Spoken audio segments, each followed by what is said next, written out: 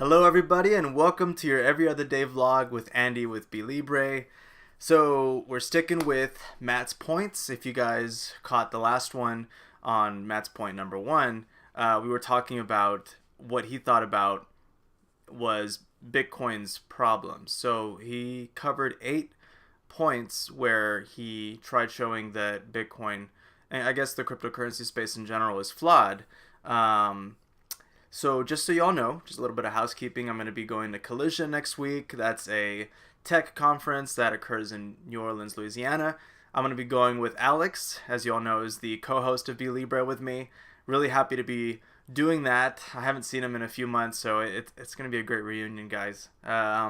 We will be, or rather, I will be posting videos throughout next week that will be pretty much wrapping up Matt's points. So my rebuttals to Matt's points, I'll be doing all of these in advance. If you hadn't noticed, look at how good this green screen looks now. What's the trick? What is it? It's light. It's lighting. And it's actually just daylight. I haven't, it'll be a while before I get before I get professional lighting that will actually shoot light into right behind me, to where the green screen always looks this good. And the way that you make green screens look good is through proper lighting. A lot of science behind video, guys. So any videographers out there, you guys are doing great work, and there's a lot more to it than just putting up a camera and snapping some pictures, videos. There's a lot more that goes behind the scenes that makes this stuff look good. So anyway, let's get to Matt's second point on why Bitcoin is, I guess, a problem or a failure. He says, there are only a handful of algorithmic differences across all cryptocurrencies. The most distinguishing is Ethereum, but most of the others either don't tweak the algorithms at all or make only very minor changes, such as increasing the block size. Their capital value is effectively nothing more than a popularity game differentiated only by the name of the currency and really not much else. This destroys any possible store of value that Bitcoin or any other cryptocurrency might otherwise be able to represent. When popularity shifts, that's the end of it, for the coin on the losing side. Forks don't help you here. Any Bitcoin you've purchased post-fork is effectively out of the picture, versus the previously forked currencies. And most of these currencies are unique and not forked.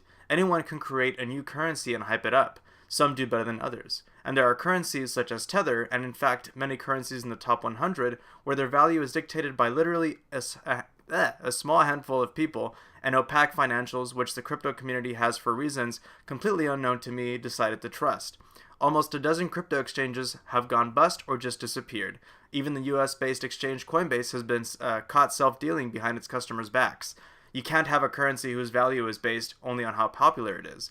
And note, fiat currencies are not usually popularity games, no matter how many people try to compare them to Bitcoin. So Matt here is making several points similar to last time. He's again bringing up the idea that many cryptocurrencies are created. And before I get into this, I do want to thank again Matt Junker ZN, who posted these points. These are great points. Again, there's no animosity here on Matt or against Matt. I think what we're looking at is economic / game theory / psychological issues here with money. Money is a very powerful abstract concept. Without money, it's very difficult to transfer value between individuals, between entities, between civilizations, societies. The money has allowed for us to grow at an exponential rate in terms of population, in terms of economic wealth. You can't attribute that, before. Agriculture was first. My girlfriend and I had an argument about this. Agriculture comes first, money comes afterwards. So tying this all back into what Matt's been saying, Bitcoin is not, yes, they are popularity contests. So Matt brought up the point about popularity contests. I will agree to that. Everything is a popularity contest. Money must also win popularity contests if it's going to continue and survive and serve societies as a transfer of value, unit of exchange, or unit of account. Sorry, money must win the popularity contest. Why am I advocating for Bitcoin? Why am I not advocating for other cryptocurrencies and mostly just Bitcoin? Well, the truth is because the rules that that started Bitcoin are the most agreeable to me, and obviously are the most agreeable to the majority of the economy. This is why Bitcoin has the largest market cap. This is why it has the most staying power versus all these other coins that Matt has mentioned. There's Feathercoin that I can remember, Dogecoin. There's a lot of coins out there that don't really bring much value to the table. They're a cryptocurrency just like Bitcoin, and why aren't they still around? And the truth is, the rules that created those coins, either Bitcoin already has them, or those rules are more easily subject to manipulation. Dogecoin, for example, has an insane inflationary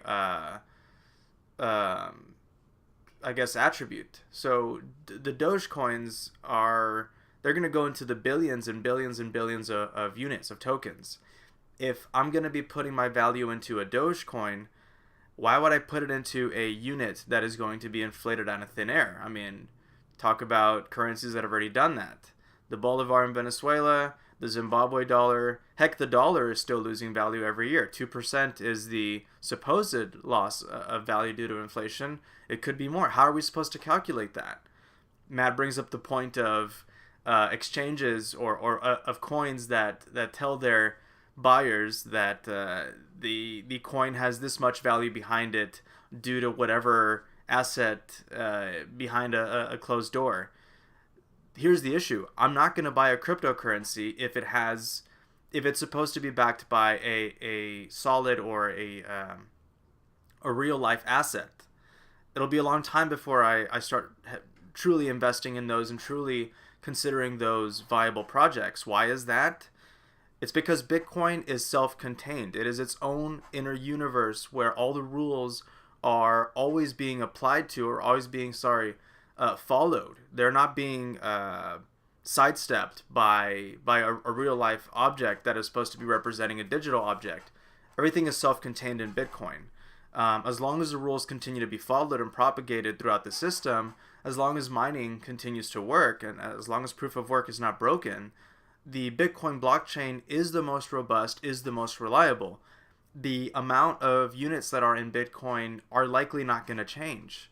If they do change, we're going to have a fork. And Matt did bring up forks. There is nothing wrong with forks. And in fact, I suggest if many people have a differing opinion on how Bitcoin works, they should fork. And that's how we got Bitcoin Cash. And there's nothing wrong with that. I mean, the advocates of Bitcoin Cash think that Bitcoin needs to move quickly and without much skin, or I guess without much of a transaction fee. And I agree with that. I think Bitcoin should move quickly from person to person for a small transaction fee. The reason why Bitcoin was struggling with this before, which caused the Bitcoin Cash fork, was because many people were either spamming the network, and this is a scaling issue. This is the technology first and foremost, and if it's going to change, it has to be changed carefully. Why? Bitcoin is working 24/7. If you decide to change something and it doesn't work out and it breaks, that's a whole lot of money down the drain. And this is why Bitcoin is very carefully changed and very carefully tested. Changes are tested heavily on what's called the Bitcoin testnet, where potentially blockchain breaking tech can be first tested, stress tested on the Bitcoin testnet, which won't affect the real mainnet, the real network, Bitcoin network. So yeah, Matt, this point about popularity contest absolutely applies to fiat. How does it not apply to fiat? Anything that you put value into is a popularity contest. And what do I mean by that? Before fiat currencies, you had gold, you had metals. How did we decide what metal had actual value? You didn't just tell people, hey, buy this palladium or whatever other metal and hope that it wins out. It was probably like that at first. You would have people that would say, well, I'm going to put my money into this metal, and hopefully the market doesn't decide otherwise. And it was probably very small scale, where small communities would trade in silver or would trade in copper, iron, whatever it was. eventually gold won out. So there is actual dated history. There's actual we have evidence that showed that some civilizations had different monies other than besides gold. So they had silver, iron, copper, other metals. And what would eventually happen is other societies or civilizations would begin trading with them and would come in and basically inflate their currency out of existence. Does that ring any bells? Venezuela, the US dollar. Money needs to hold its value if it's going to be useful as money moving forward.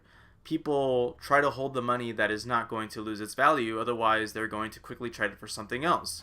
Look up Gresham's Law.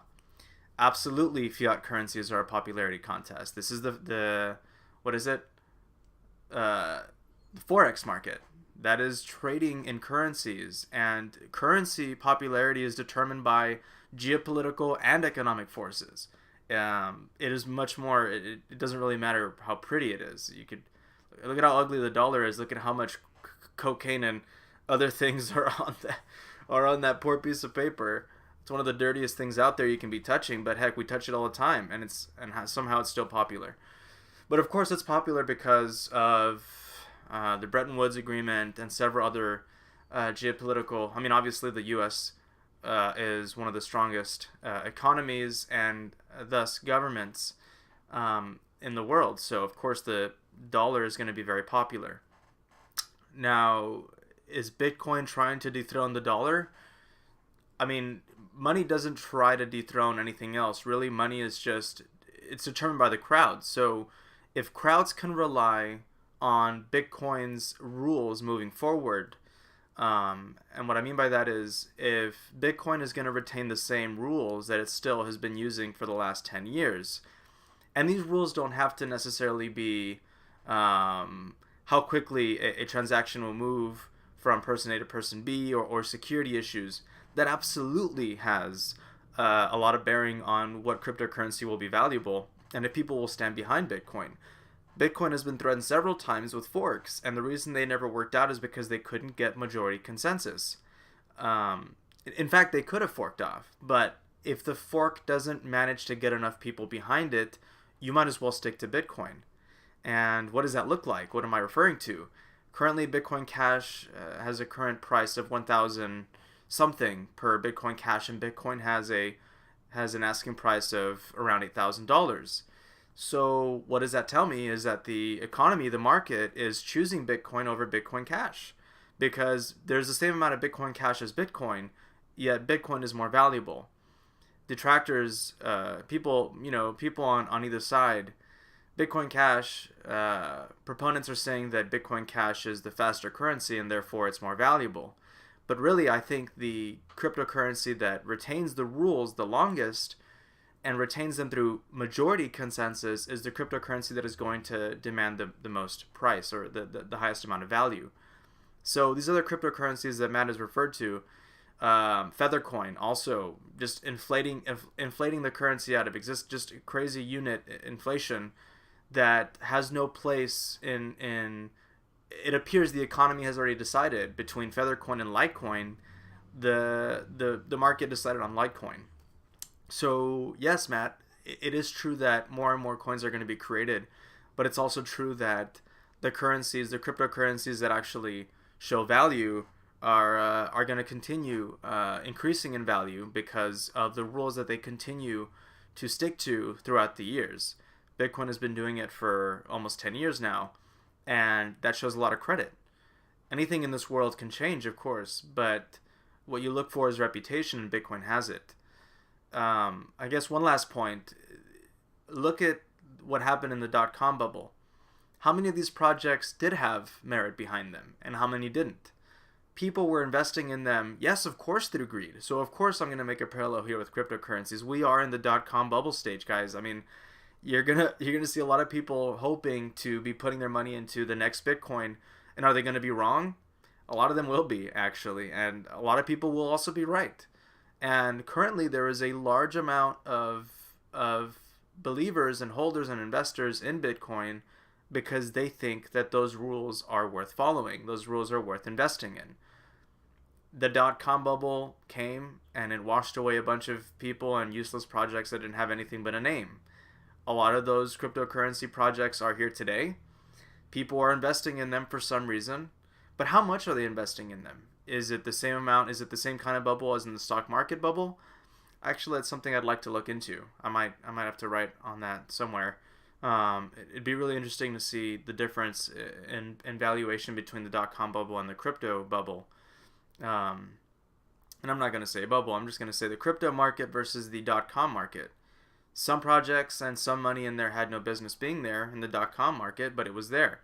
Same as the crypto market. There is a lot of money that has no business being here, but it's here due to greed and a lack of education as to what cryptocurrency is and where we're at in terms of actual deployment and actual value proposition with these projects.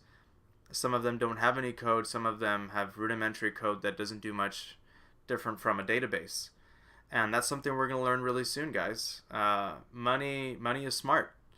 At the end of the day, crowds are smart, and crowds will move money where it's supposed to go. Because the cryptocurrency market is so new, because cryptocurrency tech is so new, I guess this is a real-time show of the market educating itself. I believe that we're going to quickly see, as the market continues to educate itself, the money is going to be moving to the projects that actually hold any weight.